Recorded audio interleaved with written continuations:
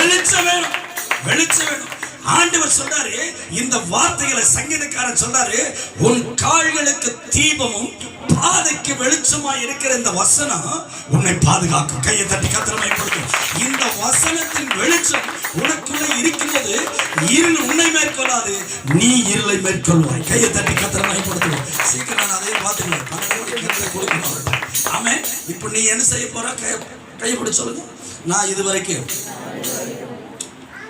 தோத்துட்டு இருந்தேன், இன்னிலிருந்து நான் ஜெயிக்க போகிறேன். ஆமே. இருள் என்னை மேற்கொண்டு கொண்டிருந்தது, பாவம் என்னை மேற்கொண்டு கொண்டிருந்தது, இன்னிலிருந்து நான் வெளிச்சத்தில் நடக்க போகிறேன். அல்லேலூயா சொல்லுங்க. நான் வெளிச்சத்தின் பிள்ளைகளாய் நடக்க போகிறேன். பாவத்தை நான் ஜெயிக்க போகிறேன். அல்லேலூயா. இங்கே 40 நாள் தேவனோடு இருந்த மோசேயினுடைய முகத்தை கர்த்தர் பிரகாசிக்க பண்ணினார். எனக்கு அன்பு தேவ பிள்ளையே, இங்க இருக்கிற இந்த வசனத்துல ஆண்டவர் சொல்லி இருக்கிறாரு, மோசேயோட எப்படி தரிசனம் பண்ணாராம்? அக்கினியாய். ஆமே. வார்த்தை எழுதி கொடுக்கும் போது இந்த வார்த்தை எப்படி எழுதினாரா? இந்த கற்பாறையில் எழுதும் போது அக்கினியில எழுத்து வெட்டப்பட்டு எழுதி கொடுக்கப்பட்டது. இதைய மோசே என்ன செய்யறாரு? தூக்கி கையில வச்சுட்டு போறாரு. அல்லேலூயா சொல்லுங்க. அல்லேலூயா. நல்லா கேக்குதா? ஆமே. இதை தூக்கிட்டு என்ன செய்யறாரு?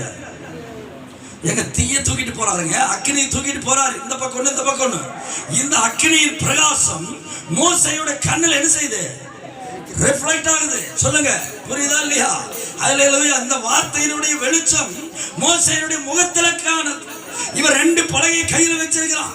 இந்த வசனத்துடைய வெளிச்சம் இவருடைய ஃபேஸ்ல என்ன செய்யுது? ரிஃப்ளெக்ட் ஆகுது. கீழே இருக்கிற ஆரோனும் ஜனங்களை பார்த்து சொல்ற, ஏய் மோசே, முகம் எவ்வளவு பிரகாசமா இருக்குது, என்னால பார்க்க முடியல. அல்லேலூயா சொல்லுங்க. அல்லேலூயா.